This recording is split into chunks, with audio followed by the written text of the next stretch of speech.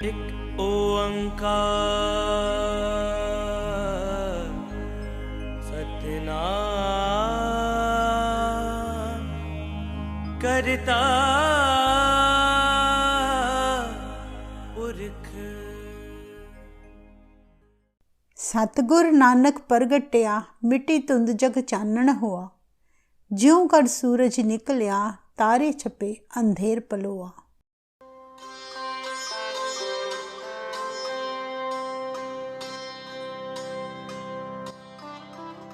पाकिस्तान के जिला शेखुपुरा के गांव रायभोई की तलवंडी में एक अत्यंत सुंदर मनमोहक बालक का जन्म हुआ, जिसके चेहरे पर इतना रब्बी नूर था कि जो भी उसे देखता बस उसका श्रद्धालु ही बन जाता। हम बात कर रहे हैं सिखों के पहले गुरु और सिख पंथ के संस्थापक श्री गुरु नानक देव जी की, जो सारे संसार को अंधकार से उजाले की ओर ले जाने तथा सत्य का मार्ग दिखाने के लिए धरती पर प्रकट हुए। इसके साथ ही पापियों और पाखंडियों को धर्म का रास्ता दिखाकर एक निरंकार से जोड़ने के लिए आप जी ने सारा जीवन अर्पण कर दिया। गुरु नानक देव जी ने अंधकारमय युग में व्यर्थ के वहमों भ्रमों को समाप्त करके लोगों को धर्म का सही रास्ता दिखाया। उन्होंने किरत करो, नाम जपो और वंड छको का उपदेश दिया तथा पंगत और संगत की परंपरा चलाई।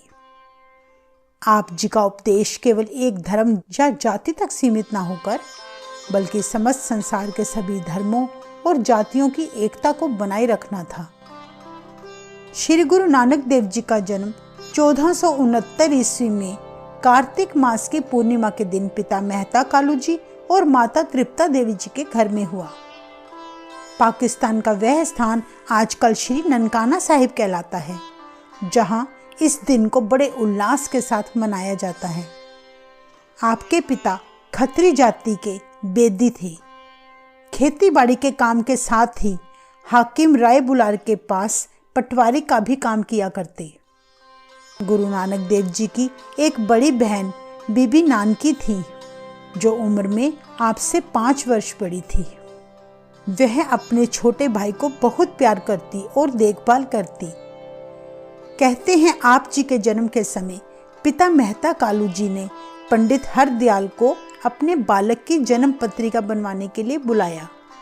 घर आकर पंडित ने दौलता दाई से बालक के जन्म का समय पूछा और बालक ने पहला शब्द क्या कहा था। दौलता दाई ने हैरानी से पंडित को बताया कि मेरे हाथों अनेक बालक जन्मे हैं, परंतु यह बालक अलौकिक है। इस बालक ने जन्म के समय ऐसे भाव प्रकट किए मानो कोई बुद्धिमान पुरुष पहली मुलाकात में हंसकर मिलता हो। मुझे इस बालक के जन्म पर हैरानी हो रही है।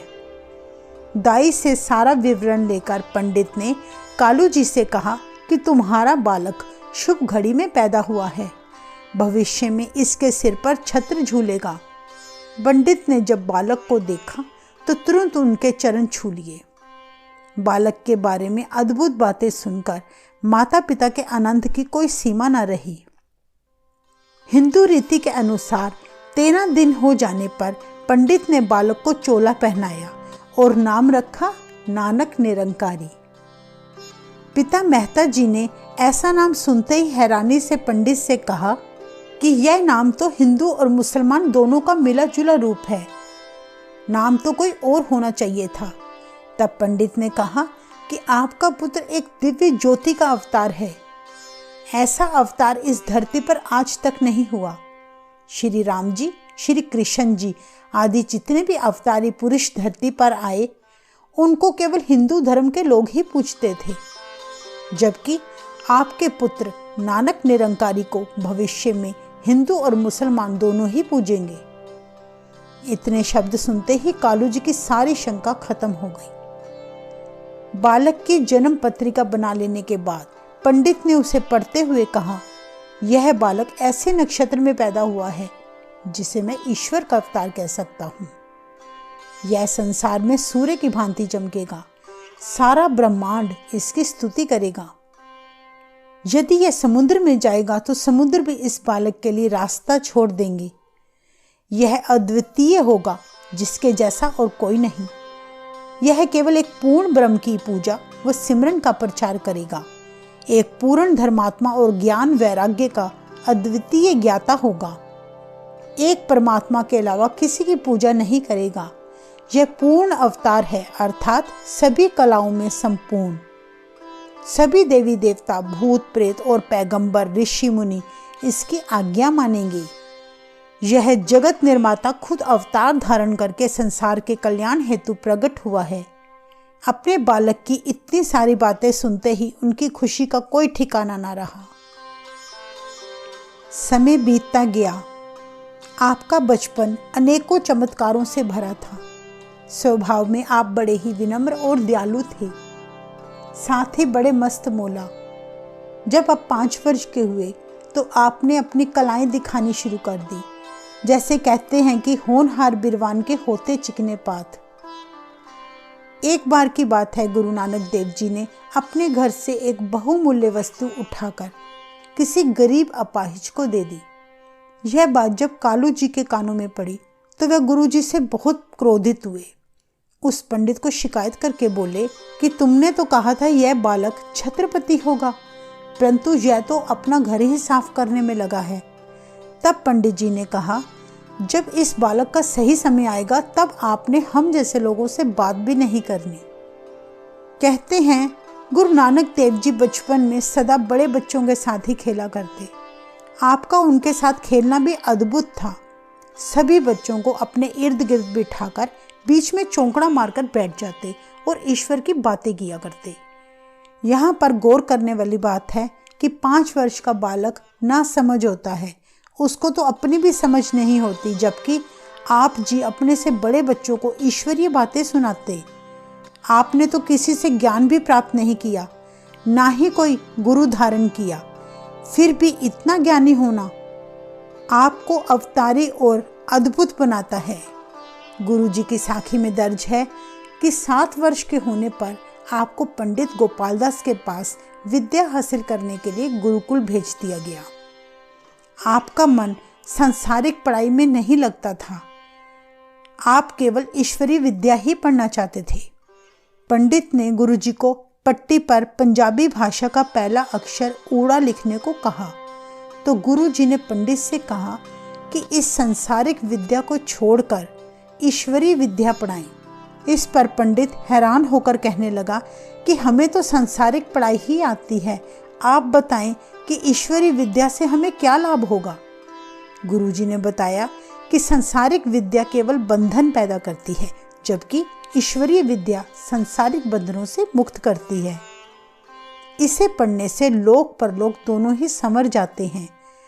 अंत में जीवात्मा जब संसार त्याग कर परलोक जाएगी, यही विद्या उसके काम आएगी। गुरु जी ने तब पंडित को ऊड़ा का सही अर्थ समझाने के लिए एक श्लोक का उच्चारण किया।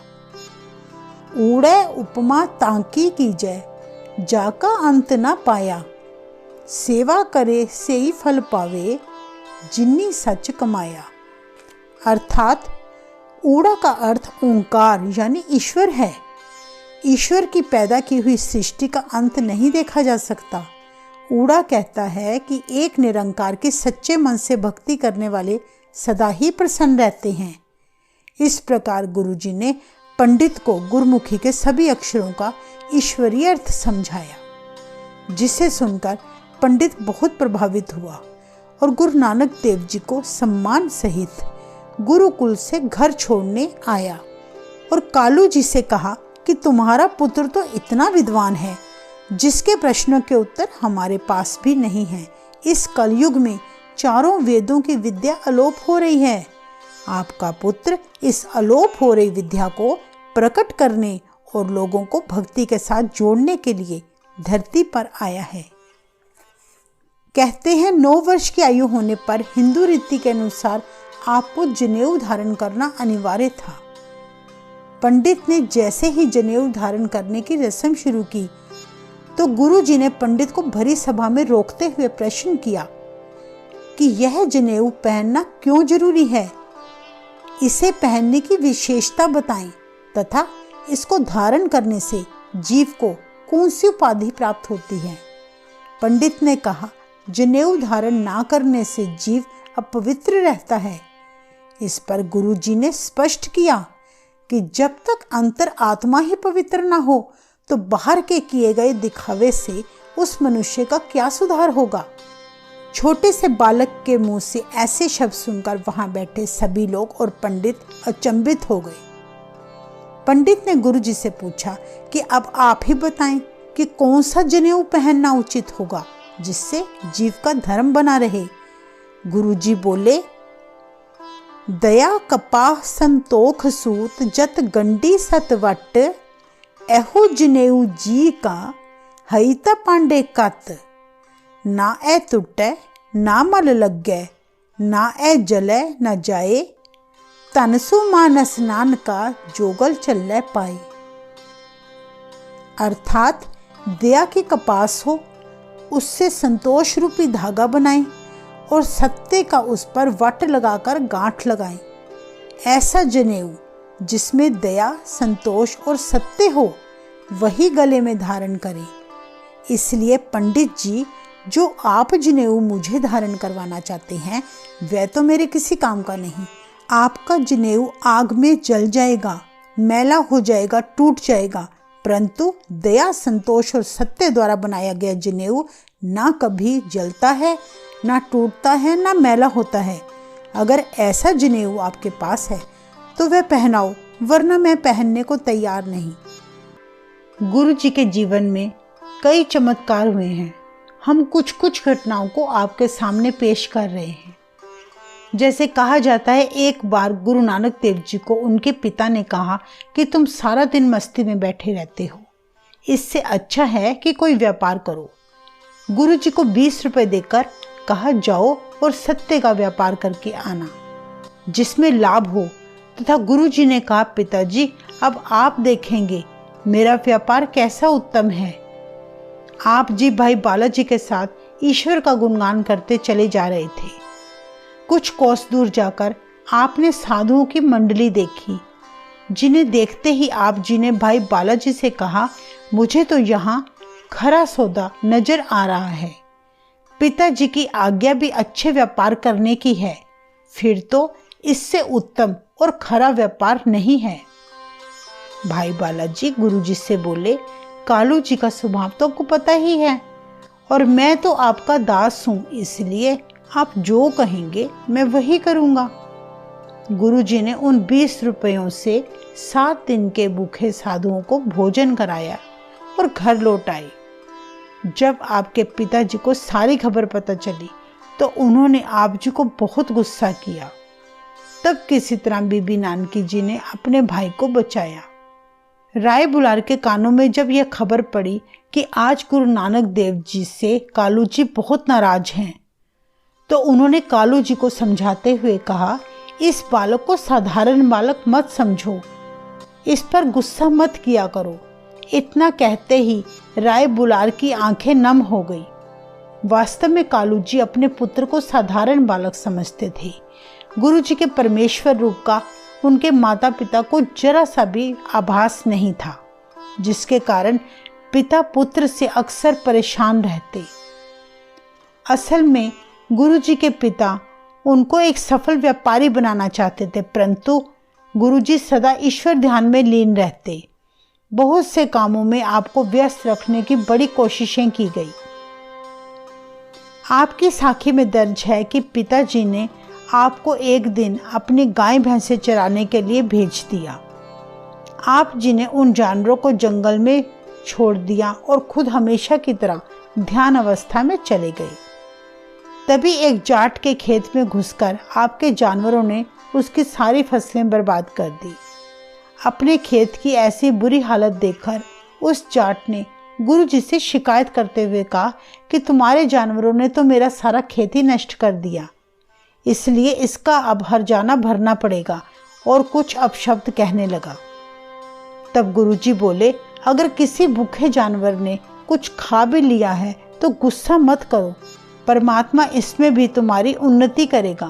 परंतु जाट अपनी बात पर अड़ा रहा और गुरुजी को लेकर वे हाकिम राय बुलार के पास चला गया। तब राय बुलार ने उनके पिता कालू जी को कहा कि आप अपने पुत्र को समझाएं। उसी समय गुरुजी ने जाट से कहा, तुम्हारी खेती तो ज्यों की त्यों है, तुम्हारा कोई नुकसान ही नहीं हुआ, नहीं यकीन तो खुद जाकर देखाओ। जब खेत में जाकर देखा गया तो फसलें बिल्कुल सही सलामत पाई। ऐसा दृश्य देखकर सभी चकित रह गए और जाट सभी के सामने झूठा साबित हुआ। इतिहास में यह भी दर्ज है कि एक बार आप जी अपने जानवरों को जंगल में छोड़कर खुद एक वृक्ष के नीचे लेट गए। तब आपकी आंख लग गई। आप जी के मुख पर धूप पड़ने से पसीने की बूंदें चमकने लगी। तब एक चमत्कार हुआ। कुदरती रूप से हाकिम राय बुलार वहीं से गुजर रहे थे। उन्होंने अपनी आंखों से देखा कि गुरु नानक देव जी के सिर पर शेषनाग ने खड़े होकर अपने फन फैलाकर उन पर छाया कर दी। यह सारा प्रसंग उसने कालू जी को सुनाया और हिदायत देते हुए कहा, कभी भी इस बालक पर क्रोध मत करना। आपका बालक एक महान शख्सियत का स्वामी है और एक दिव्य रूप है तथा संसार के जीवों के माया रूपी बंधन तोड़ने के लिए ही तुम्हारे घर जन्म लिया है। सन 1475 ईस्वी में आप जी की बहन बीबी नानकी जी का विवाह सुल्तानपुर के निवासी जयराम जी से किया गया। कुछ समय बाद पिता कालू जी के बुलाने पर बीबी नानकी जी अपने पति जयराम जी के साथ जब अपने मायके आईं तो राय बुलार ने जयराम जी से कहा कि तुम अपने साले यानी गुरु जी को अपने साथ सुल्तानपुर ले जाएं, क्योंकि कालू जी अपने पुत्र को हमेशा डांटते रहते हैं और यह उनसे देखा नहीं जाता। कहते हैं कुछ समय बाद कालू जी और माता जी ने अपने पुत्र को सुल्तानपुर भेज दिया। उन्हें उम्मीद थी कि शायद अपनी बहन के घर जाकर उनका बेटा किसी काम में व्यस्त हो जाए। गुरुजी बीबी नानकी जी के घर ही रहने लगे और जीजा जयराम जी ने जहाँ वे खुद नौकरी करते थे उसी मोदी खाने में गुरु नानक देव जी को नवाब दौलत खान के पास नौकरी दिलवा दी। वहाँ गुरुजी आय व्यय का हिसाब देखा करते और सौदा तोला करते। अगर कोई जरूरतमंद मांगने आता तो कभी उसे खाली हाथ ना भेजते। पिता कालू जी यह जानकर संतुष्ट हो गए कि अब उनका पुत्र काम में व्यस्त हो गया है। मोदी खाने का मालिक नवाब दौलत खान अगर गुरु जी को 5 सेर अनाज तोलने के लिए कहता तो गुरु जी 5.25 सेर देकर भेजते। इस तरह आप जी जरूरतमंदों को अनाज देकर झोलियां भरते। भिखारी और गरीब लोग मोदी खाने के आसपास ही भीड़ लगाकर खड़े रहते। कहते हैं जिन पत्थरों से आप 13-13 कहकर अनाज तोलते थे वह पावन पत्थर आज भी सुल्तानपुर के मोदी खाने में मौजूद हैं, जहां पर गुरुद्वारा श्री हट साहिब स्थित है। गुरु जी 13-13 प्रभु को संबोधित करते हुए अनाज तोला करते थे। कहते हैं कुछ नीच आचरण के लोगों ने जयराम जी से चुगली करते हुए कहा, तुम्हारा साला सारा मोदी खाना गरीबों में लुटा रहा है, जो कल को तुम्हारी बेइज्जती का कारण भी बन सकता है। तब जयराम जी ने परेशान होकर सारी बात अपनी पत्नी बीबी नानकी जी को बताई तो वे मुस्कुराते हुए अपने पति को कहने लगी कि जैसे उस परमात्मा का ज्ञान सबसे पहले इंद्र देवता को हुआ था और फिर सारे संसार में ईश्वरीय ज्ञान फैला, ठीक उसी तरह श्री गुरु नानक देव जी महाराज का परिचय सबसे पहले मुझे प्राप्त हुआ। इसलिए हे स्वामी, आप व्यर्थ की चिंता ना करें और आप मेरे भाई को साधारण मनुष्य समझने की भूल ना करें। वे तो साक्षात ब्रह्म ज्योति हैं, जो संसार के कल्याण के लिए ही प्रकट हुए हैं, जिनकी लक्ष्मी दासी है, यह मैं सत्य कहती हूँ। इतना कहकर वे चुप हो गई। बीबी नानकी जी ने अपने भाई श्री गुरु नानक देव जी को अपने घर पर बुलाया। जब उन्होंने सुना कि उनके भाई आ रहे हैं तो वे उनका स्वागत करने के लिए द्वार पर खड़ी हो गई। अपने भाई श्री गुरु नानक देव जी को बड़े सम्मान से आसन पर बिठाया तब गुरुजी ने पूछा कि आपने मुझे क्यों बुलाया है? तो वे बोली, आपके दर्शन करना चाहती थी। इस पर उन्होंने कहा, मुझे पता है आप मुझसे मोदी खाने की आय व्यय पूछना चाहते हो, क्योंकि मैं जानता हूँ किसी ने मेरी शिकायत नवाब से की है और नवाब के साथ मेरा हिसाब किताब हो चुका है, बल्कि नवाब ने मुझे 137 रुपये देने हैं। गुरुजी कहने लगे कि अब वे मोदी खाने का काम छोड़ रहे हैं और आपसे भी बहन हम जुदा हो रहे हैं। यह हमारी और तुम्हारी आखिरी मुलाकात है। इतना सुनते ही बीबी नानकी जी रोने लगी और जयराम जी ने तब कहा कि मैं भ्रम में था, परंतु आज मैंने आपके सत्य रूप को जान लिया है, इसलिए आप हमें क्षमा करें। भाई बालाजी ने गुरुजी के आगे विनती की कि वे उनसे नाराज ना हों और कहीं ना जाएं। कहते हैं तब गुरुजी ने भाई बालाजी की बात स्वीकार कर ली और वे वहीं रुक गए।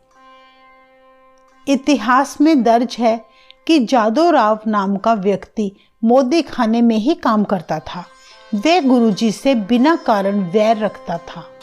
वह मन ही मन सोचा करता, गुरुजी रिश्वत के रूप में एक पैसा भी उसे नहीं देते, बल्कि दूसरी तरफ गरीबों व मांगने वालों को दान देते रहते थे। इस कारण उसने नवाब दौलत खान से चुगली करते हुए कहा कि श्री गुरु नानक देव जी मोदी खाना गरीबों में लुटा रहे हैं। मालिक के कहे अनुसार जादव राव ने गुरु जी के हिसाब का 5 दिन तक निरीक्षण किया, किंतु हिसाब में कोई गड़बड़ ना निकली, बल्कि मोदी खाने के मालिक को गुरु जी को 321 रुपये देने बाकी थे। जब जादव राव ने मालिक को बताया कि गुरु जी के हिसाब में कोई गड़बड़ नहीं है, तो उसने गुरु जी को सम्मान सहित 321 रुपये के साथ 300 रुपये और दिए। इस बात की खबर जब बीबी नानकी जी के कानों में पड़ी तो वे अपने भाई के प्रशंसा सुनकर अत्यंत खुश हुई। कहते हैं गुरु जी की आयु 16 वर्ष होने पर पटवारी मूले की पुत्री सुलखनी देवी जी के साथ बटाला में गुरु जी का विवाह हो गया। कुछ समय बाद आपके घर में 2 पुत्रों ने जन्म लिया, बाबा श्रीचंद और बाबा लक्ष्मीदास जी। विवाह के बाद आप जी कई वर्ष सुल्तानपुर में ही रहे। कहते हैं गुरुजी सारा दिन मोदी खाने का कामकाज देखते और रात्रि के आखिरी पहर होते ही काली बेई नदी में स्नान करके बेरी के पेड़ के नीचे ईश्वर ध्यान में लीन हो जाते। यही दिनचर्या थी आपकी। आजकल सुल्तानपुर का वही स्थान गुरुद्वारा श्री बेर साहिब कहलाता है। बड़ी महानता है उस गुरु घर की, जहाँ जाकर माथा टेककर संगत को अपने सतगुरु की अनुभूति होती है। कहते हैं गुरु नानक देव जी ने रोज की तरह काली बेई नदी में स्नान करने के लिए एक दिन डुबकी लगाई, तो देखते ही देखते वे अलोप हो गए। यह खबर पूरे शहर में फैल गई। जब आप बाहर ना निकले तो सभी ने यह मान लिया कि गुरुजी नदी में डूब गए हैं, परंतु आपकी बहन का विश्वास अटल था। वह जानती थी कि उसका भाई सुरक्षित है। तब वहां एक चमत्कार हुआ। गुरुजी नदी से तीसरे दिन बाहर निकल आए और मूल मंत्र का उच्चारण करने लगे। सुल्तानपुर वासी आप जी को सही सलामत देखकर हैरान हो गए कि कोई साधारण मनुष्य तो जल में 3 दिन रहकर जीवित नहीं बाहर आ सकता। इतिहास में उल्लेख किया गया है कि आप जी ने जपजी साहिब की रचना सुल्तानपुर के बेरी के पेड़ के नीचे ही बैठकर की थी। इस घटना के बाद गुरु जी को गृहस्थ के प्रति परम वैराग्य हो गया था। गुरु जी ने बीबी नानकी जी को कहा, बहन अब हम जा रहे हैं। तब वे बोली, अब मैं आपके दर्शन कैसे करूंगी? तो गुरुजी ने कहा, जिस समय तुम हमें याद करोगे हम उसी क्षण हाजिर हो जाएंगे। अपने माता पिताजी को आप जी ने बताया कि निरंकार ने उन्हें धरती पर सारे मनुष्यों को एक परमात्मा से जोड़ने के लिए और सभी धर्मों के लोगों को एक सूत्र में बांधने के लिए ही भेजा है। इसलिए देश विदेश जाकर सभी मनुष्यों के कल्याण के लिए और ईश्वर का संदेश जन जन तक पहुंचाना है।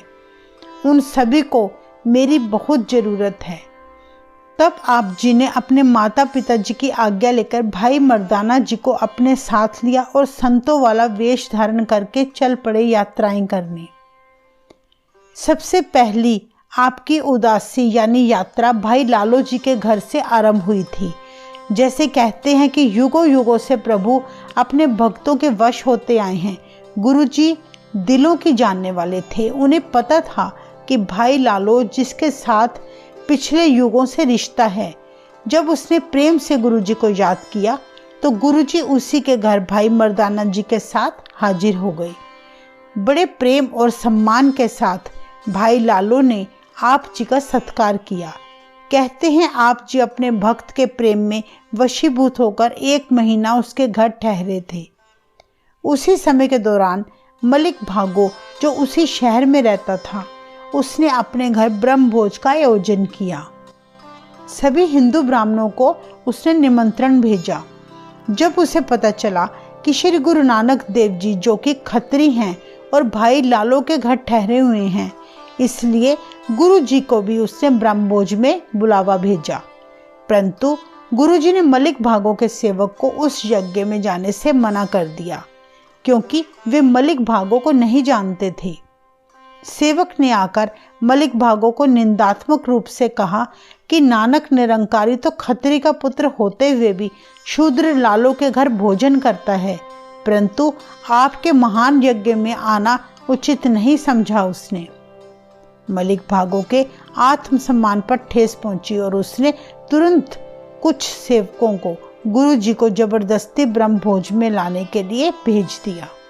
कहते हैं तब गुरु जी ने भाई लालो को अपने साथ लिया और महान लीला प्रकट करने के लिए चल पड़े। मलिक भागो ने गुरु जी के आने पर नाराजगी जाहिर करते हुए पूछा, आप तो खत्री पुत्र हैं, फिर भी आप शूद्र लालो के घर भोजन कर सकते हैं, परंतु मेरे घर में बना ब्रह्म भोज स्वीकार नहीं, ऐसा क्यों? गुरुजी उसकी बात सुनते हुए बोले, भाई जिस काम के लिए बुलाया है तो फिर वही करो। तब उसने गुरुजी के आगे तरह तरह के ढेर पकवान परोस दिए। आप जी ने भाई लालो के हाथ से उसके घर की रोटी अपने एक हाथ में पकड़ी और दूसरी हाथ में मलिक भागो की पूरी कचौरी। दोनों हाथों को जोर से दबाया तो लालो वाली रोटी से दूध की धार बहने लगी, परंतु मलिक भागो की रोटी को दबाने से खून की धार बहने लगी। ऐसा चमत्कार देखकर सारे पंडित और लोग हैरान हो गए। तब आपने भागो को कहा, तुमने गरीबों के खून का ब्रह्म भोज आयोजित किया है और हमें भी वही भोजन कराना चाहते थे, जबकि इस गरीब लालो के घर हर रोज ब्रह्म भोज हो रहा है। ऐसे वचन सुनकर मलिक भागो की एक न चली। भरी सभा में वह शर्मसार हो गया। फिर आप भाई लालो के घर से चलकर देश विदेश की यात्राओं पर निकल पड़े। उस समय लोग भ्रमित होकर अंधविश्वासों और पाखंडों में फंसते जा रहे थे। लोगों की ऐसी बुरी हालत देखकर गुरुजी धर्म स्थानों, तीर्थ स्थानों पर जाकर वहां के पंडितों, मौलवियों, काजियों को सच का संदेश देकर एक ईश्वर की भक्ति पर जोर दिया करते। आप जी ने भारत, अफगानिस्तान, अरब के देशों में भ्रमण किया। हर स्थान पर जाकर आप संगत करते। हर कोई आपके वचनों से प्रभावित होता, चाहे वह व्यक्ति किसी भी धर्म, जाति से संबंधित हो। आप जी ने आपस में वैर विरोध खत्म करने के लिए संगत और पंगत की परंपरा चलाई। लंगर की प्रथा आप जी के द्वारा शुरू की गई, जिसमें हर जाति के लोग, अमीर हो या गरीब, एक साथ बैठकर भोजन करते। चाहे कोई मौलवी हो, पंडित हो या साधु हो, आपकी बातों से बिल्कुल सहमत होते। आप जी ने मानवता को संदेश दिया कि रत करो, यानी जीवन जीने के लिए अपने हाथों से मेहनत करके धन कमाओ। नाम जपो, यानी एक प्रभु का सिमरन करो, और वंड छको, यानी सभी के साथ मिल बांट कर खाओ।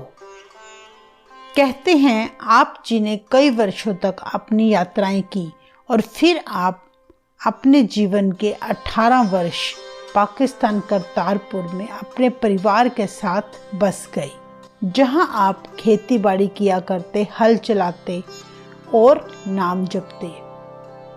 आप जी ने 1539 ईस्वी में अपने प्रिय शिष्य भाई लहना जी को सिखों का दूसरा गुरु घोषित करके नाम दिया गुरु अंगद देव जी।